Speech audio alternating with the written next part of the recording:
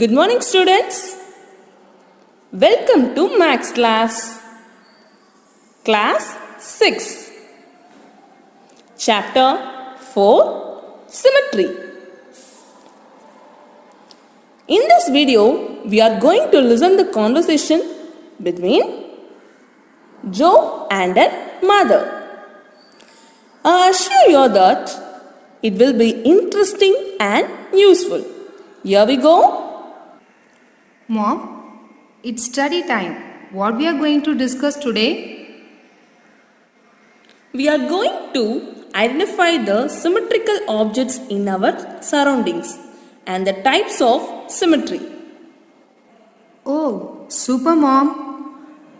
First, let me tell you what is symmetry.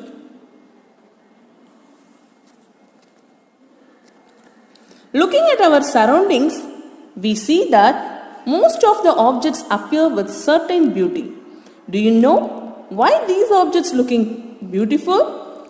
The balanced harmony at a perfect ratio makes these objects look beautiful. This kind of organized pattern is called symmetry. Symmetry plays a vital role in many fields of work, like symmetrical plants in the garden, rotational symmetry in hibiscus flower. Joe, do you get it? Shall we move on to the next topic? Okay, Mom. I am very much interested. Line of symmetry. Joe, look at this picture. The red colored line divides each figure into two equal halves. And suppose if we fold them along that line, we will see that one half of each figure exactly coincides with the other half. Such figures are symmetrical about that line, and that line is called the line of symmetry or the axis of symmetry. Joe, there are two invitation cards on the table. Bring it. I will show you the line of symmetry in it.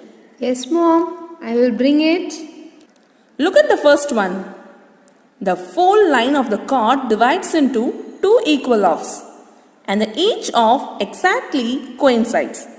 Hence, it is a line of symmetry. But in the second card, the fold line does not divide it into two equal halves. So, it is not a line of symmetry. Shall we see some more examples? A figure may have 1, 2, 3, 6 or more lines of symmetry or no line of symmetry. Similarly, the line of symmetry can be vertical, horizontal or slant. Come on, Joe. I will show you a few more examples of symmetry in nature as well as man-made objects. A few of them are flowers, insects, designs and shapes, etc. Mom, I will tell you an example. Yeah, tell me, Joe. In our home, you usually decorate the corridors by beautiful columns using rice flour. Those columns look beautiful as most of them are symmetrical. Am I right, Mom? Yes, my dear. Reflection symmetry. Mom, I want to ask you something. In this picture, the boy was standing in front of a mirror. I noticed a beautiful sentence, I love Mom, written on his t-shirt. In that, I and Mom were looking the same in the mirror. But the word love didn't appear the same. Why it is so? Because they have lines of symmetry. Already, we know that a line of symmetry divides the figure into two equal halves. When you keep a mirror along the line of symmetry, the other half of the figure gets reflected by the mirror and it looks the same. This is known as reflection symmetry or mirror symmetry. Let me tell you the definition of reflection. When an object is seen in a mirror, the image obtained on the other side of the mirror is called its reflection.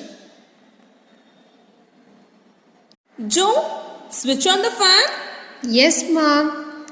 Ma, here the fan is rotating. We have learned about rotation. Can you tell me few more concepts about it? Yeah, I will tell you. Rotational symmetry. Rotation means turning around a center. I will show you few examples of rotating objects that we see in our daily life. Paper windmill, wheels, merry-go-round. When one rotation is completed, the rotating object comes back to the position where it started. During a complete rotation, the object moves through 360 degree. Shall we have some snacks? Okay, Ma. Here is your biscuits. Joe, I will show you rotational symmetry in it. Order of rotational symmetry. Take two rectangular biscuits from the same packet and put one on the other. Holding one biscuit firmly, rotate the other on it about the center. Joe, now I am going to ask you a question. How many times does it fit exactly on the other in a complete rotation? 2 times, Mom. Now bring your spinner. If you rotate the fidget spinner about the center, there are 3 positions in which the fidget spinner matches exactly the same in a full rotation.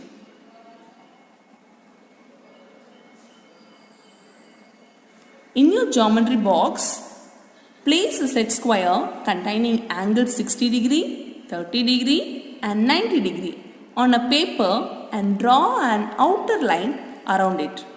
What type of triangle do you get? Yes, scaling triangle. If you rotate it about the center, there is only one position in which the set square fits exactly inside the outer line.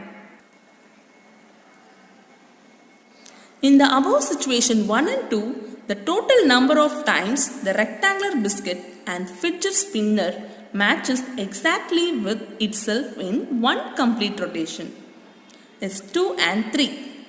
This is called the order of rotational symmetry. In situation 3, the set square matches itself only once in one complete rotation and hence no rotational symmetry. An object is said to have a rotational symmetry if it looks the same after being rotated about its center through an angle less than 360 degree.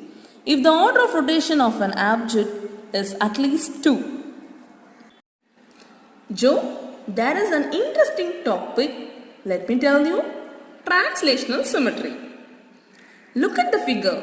You are able to find a column design, a saree design. What do you observe? Here, a particular design or pattern is continued throughout. The pattern changes its place without rotation or reflection. The exact image is found without changing its orientation. Is it correct, Mom? Yes, my dear.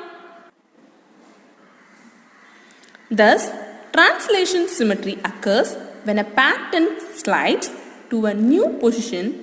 The sliding movement involves neither rotation nor reflection. Look at it. Translation symmetry in heart and a chessboard is seen to follow translation of black and white squares. Okay, Joe, shall we end up today's discussion? Okay, Mom. I hope you have understood.